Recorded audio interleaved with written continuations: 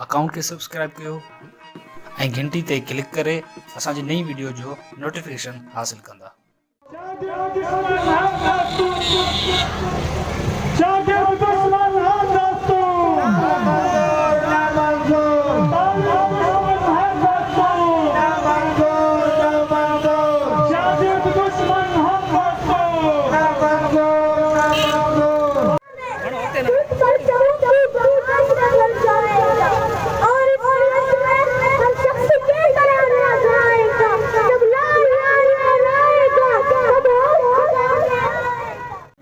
दोस्तों मिले तो बस एक गुलाम कहना, उस्ताद मोहतरम को मेरा कबान कहना।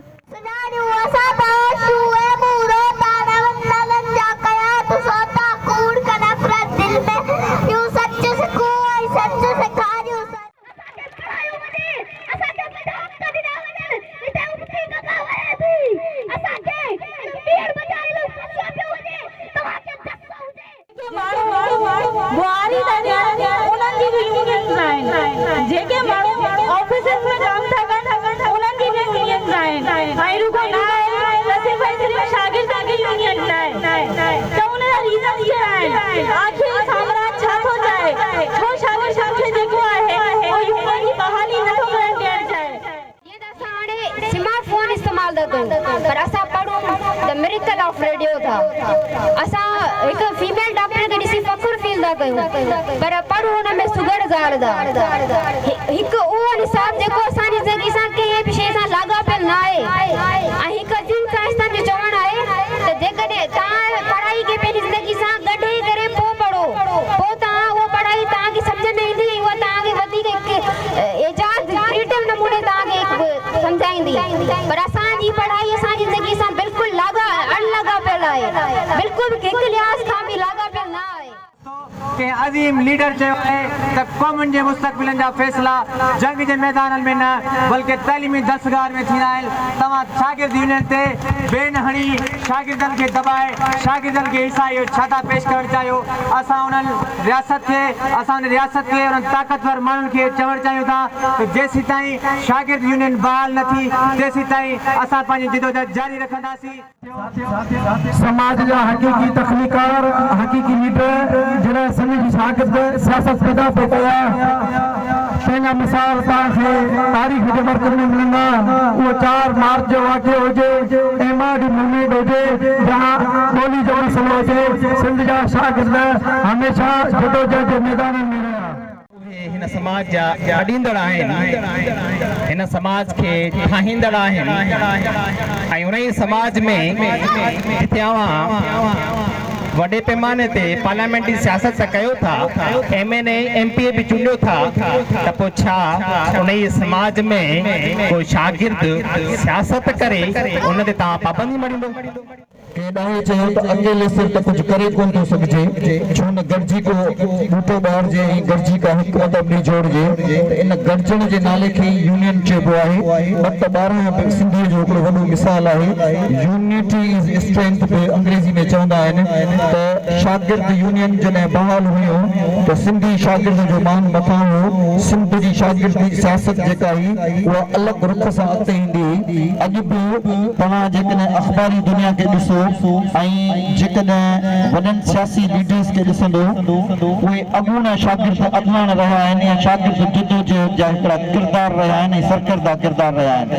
उहो कॉलेज हुजे या यूनिवर्सिटी हुजे उन्हनि जो हिकिड़ो वॾो किरदार रहियो आहे। शागिर्द यूनियन जे ज़रिए शागिर्द पंहिंजे हक़नि जी हासिलात लाइ किरदार अदा करे सघंदा ऐं जॾहिं शागिर्द कंहिं बि इदारे जे अंदरि कंहिं शागिर्द सां मसइलो थिए थो त ॿिया शागिर्द लातालगी इन करे ज़ाहिर कंदा आहिनि त जीअं त असां इन धुर सां लाॻापियल कोन्हूं के इहो फलाणी पॉलिटिकल पार्टी जो शागिर्द आहे इन करे इन जा नज़रिया इन जो कमु असां सां मैची कोन थो थिए इन करे असां लातालगी जो इज़हार था कयूं। पर जेकॾहिं शागिर्द यूनियन बहाल हूंदी त हर शागिर्द उन यूनियन खे ऑन कंदो ऐं उन जो हिसो हूंदो ऐं मुकमिल तौर ते समूरा शागिर्द उन मसइले खे पंहिंजो मसइलो सम्झी हल करण जी कोशिशि कंदा।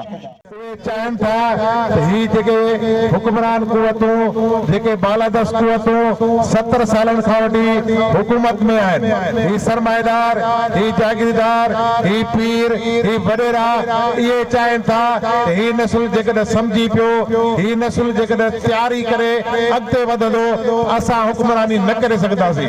इहो ई सबबु आहे, इहा बंदिश आहे त पाकिस्तान जी पार्लियामेंट में सिर्फ़ जाहिल वेठा आहिनि। को बि शाइर, को बि अदीब, को बि पढ़ियल लिखियल माण्हू, को बि संजीदा, को बि सुठो जुमिलो ॻाल्हाईंदड़ तव्हांखे न मिलंदो।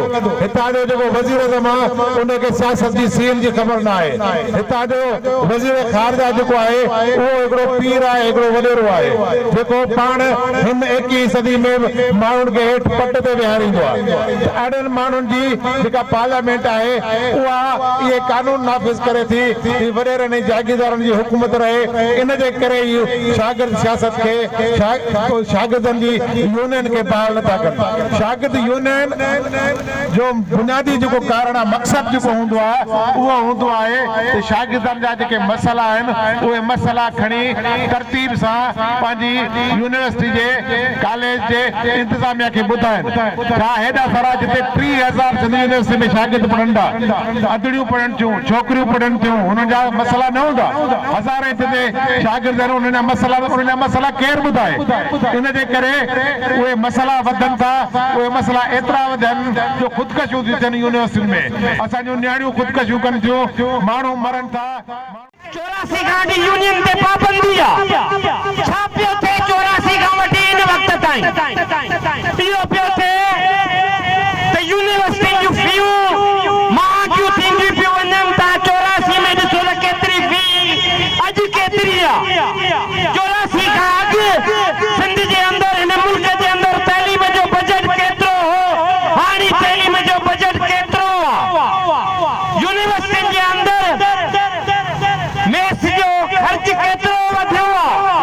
यूनिवर्सिटी जे अंदरि तइलीमी अखराजात शागिर्दनि जा केतिरा वधिया आहिनि।